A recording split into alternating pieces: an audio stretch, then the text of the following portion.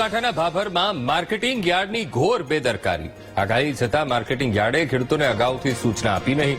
ખુલ્લામાં મુકાયેલો એરંડા અને રાયડાનો પાક પલળી ગયો. અચાનક વરસાદ આવતા ખેડૂતોની મહેનત પર પાણી ફરી વળ્યું છે. વધારે પ્રમાણમાં માલ આવતા એપીએમસીમાં ખુલ્લામાં માલ રખાયો હતો. એકાએક વરસાદ શરૂ થઈ જતા ખુલ્લામાં રાખેલો માલ પલળી ગયો. ખેડૂતો અને વેપારીઓને મોટા પ્રમાણમાં નુકસાન થયું છે.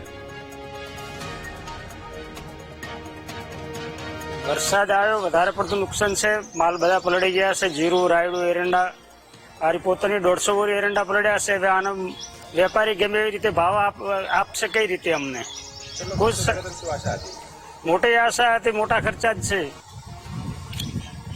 માલ પલળી ગયા તો વેપારી કેવા ભાવ આપશે?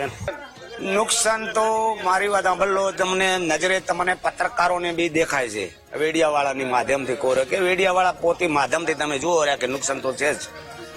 બરાબર, વેપારીને બી નુકસાન છે અને ખેડૂતને બી નુકસાન છે. નુકસાનમાં કોઈ સીમા નથી. બરાબર. પછી મારી વાત સાંભળો, એકોરા ગુજરાત રૂઠ્યો છે, એકોરા બે સરકાર પક્ષાપક્ષીમાં રૂઠલ પડી છે. બરાબર. હવે એમાં પાણી કેનાલમાં છોડ્યા ના છોડ્યા, અમુક પાણી જે પકવાડ્યા હતા બોરથી ટાબા અમુક એ બી ગુજરાત ઉઠ્યો તે બાજરી ઉપાડી રમણ ભમણ કરીને નુકસાનમાં કોઈ સીમા નથી અત્યારે. આમ નથી આવતું, પણ જો 2 દિવસ પડ્યો રે માલ તો નીચે કાળો પડી જાય, એનાથી નુકસાન આવે છે. બાકી જો આજને આજે ઉપડે તો હવા આવે છે અંદર, બાકી લાંબુ બ્લેક ના પડી જાય. અને જો 2 દિવસ પડ્યો રે તો બગાડ થવાની શક્યતા રહે છે. એના હિસાબે આજે